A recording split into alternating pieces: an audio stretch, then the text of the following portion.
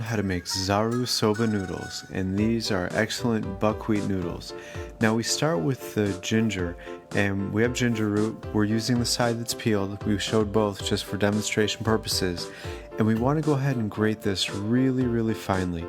And you'll notice we're doing it right here. This has a little bit of a kick, so a little bit goes a long way. And right there on the finely grated side, we're just grating away.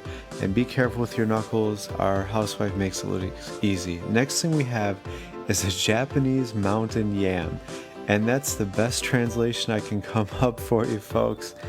The other name is a scientific one, and I have no idea how to say it. I think it's in Latin. So we want to go ahead and peel this. I have never seen this in an American supermarket.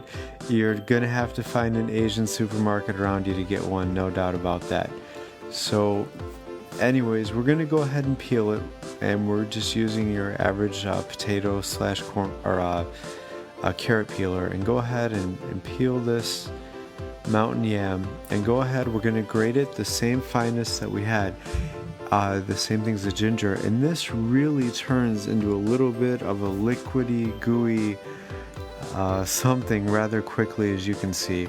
For those of you familiar with the Asian vegetables, the Japanese daikon, this is a little bit comparable to that, but this really does turn mushy kind of quick.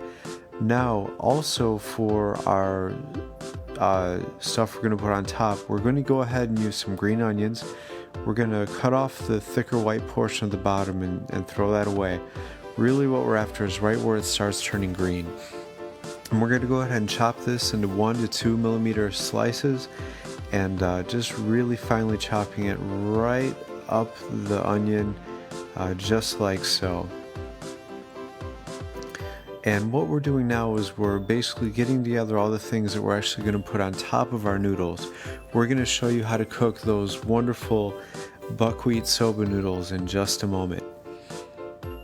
So we're just chopping and chopping. I will let you know that yours truly has made these soba noodles by hand several times in Japan. And like most noodles, it really is a chore to make, but very rewarding. So here's the pack. It's kind of a white plastic hybrid pack. And these buckwheat noodles, they come packaged very similar to the somen noodles, except these are actually made out of buckwheat. So ideally we would have our water boiling a little bit more than we have for you here today, but we go ahead and pull off that paper thing that's holding the noodles together and put them right in the hot water like so. Now we fast forward a little bit. We want to boil these for about 4 minutes until we can pull them out and squeeze the chopsticks and cut the noodles in half like so. That's how you know they're done. We've been doing that about 4 minutes. Now these are served cold, so what we're doing is we're taking these noodles out of the hot pan and putting them in the cold water that we've already prepared. So what you can do is actually, on top of the cold water below the strainer, you can put ice cubes in the bowl below to make sure that you keep that water cold. And now we're pulling out the soba noodles, and we're just gonna mix them in with the cold water to really cool down our noodles. And our housewife takes an approach of kind of dipping them in and out with the strainer like so.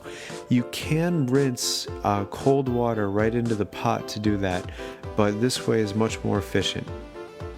Now once we've done that and have cool noodles, we take them out and we kind of fold them as we put them on our serving plate like so, kind of fold them in half.